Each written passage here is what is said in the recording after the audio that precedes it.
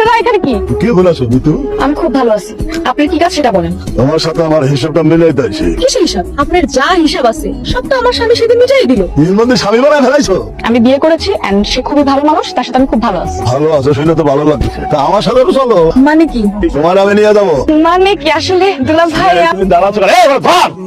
তোমার সাথে তো আমার হিসাব নিকাশ শেষ, তাহলে আবার এখানে কেন? তোর সাথে আমার হিসাব নিকাশ শেষ হয়েছে। হিসাব নিকাশ বাকি আছে আমার এই শালির সাথে। ওরে আমরা নিয়ে যাই, ওরা দিয়ে দেখ। হিসাব নিকাশ আছে আমার বউয়ের সাথে না? কোন দিকে মোবাইল রে কাবিন নাই ঘর মারার কিসের বউ? এ বউ তো মানে জানিয়ে আরে।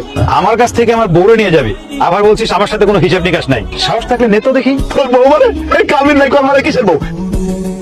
টাকা দিলে নাকি সব কাম আপনারা ভালো মতো করতে পারেন। না বুঝতে কথা কইল না। স্থান কাল পাত্র ভেদ বলে আমার শব্দ আছে। ইসলাম তো কাম সাইডে। কোন থেকে আপনারা আউরে বলে উড়ে এসে ভেজাল লাগাইছে। এই সাথে এলাকার লোক ধরে নিয়ে আসছে। ছেলেটা আমার, সেটা আপনাদের বুঝতে হইব।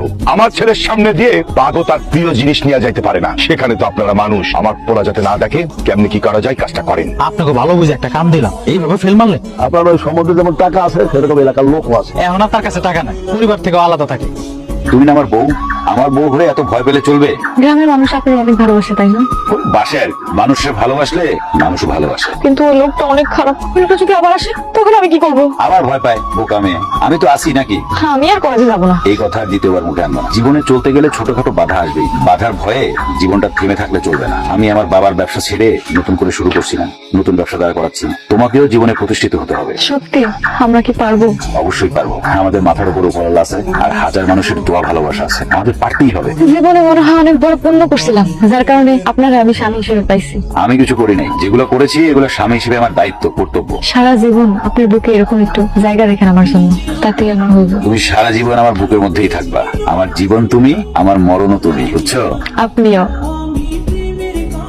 আমার ছেলে চলে যাওয়ার পর আমার সমস্ত ব্যবসা তোমার হাতে তুলে দিছিলাম, ব্যবসার দায়িত্ব দিছিলাম, কিন্তু চারিদিক থেকে লস লস আর লস শুনতেছি।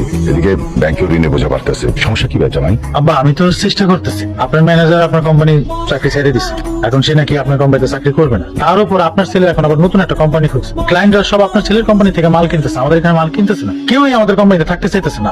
ও কিভাবে রাখা যায় সে ব্যবস্থা করো, কথা বলো, মিটিং করো। ব্যবসাটা কিন্তু লস করানো যাইব না। একটা কথা মনে রাখবা, এই ব্যবসায় যদি ফেল মারি না, তাহলে আমার আবার নিজের ছেলের কাছে আমার পরাজয় হবে। এই সংবাদটা আমি শুনতে চাইতেছি না বাবা। আমি যেখানে আছি এখানে আপনার চিন্তার কোনো কারণ নেই। সবকিছু হইতাছে ওই মাইয়ার লিখে। ওই মাইয়ার যদি একটা শিক্ষা না দেওয়া যায় না, তাহলে কিছু দেখতে পাবো না। শিক্ষার জন্য তো লক্ষ্য করছিলাম, কিন্তু শিক্ষা দিতে গিয়ে উল্টা শিক্ষা পাইয়া গেছে।